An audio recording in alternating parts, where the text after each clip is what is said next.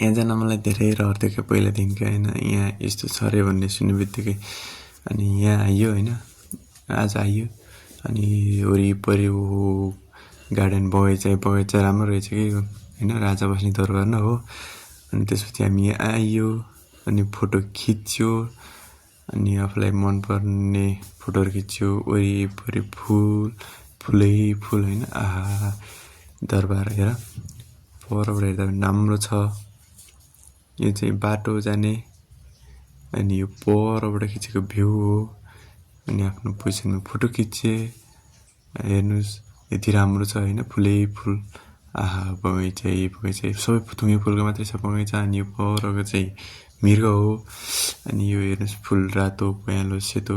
फुलै फुल छ कि अनि यो चाहिँ राजाले नुहाउने स्विमिङ पुल रहेछ होइन अनि यसको पनि फोटो खिच्यो हामीले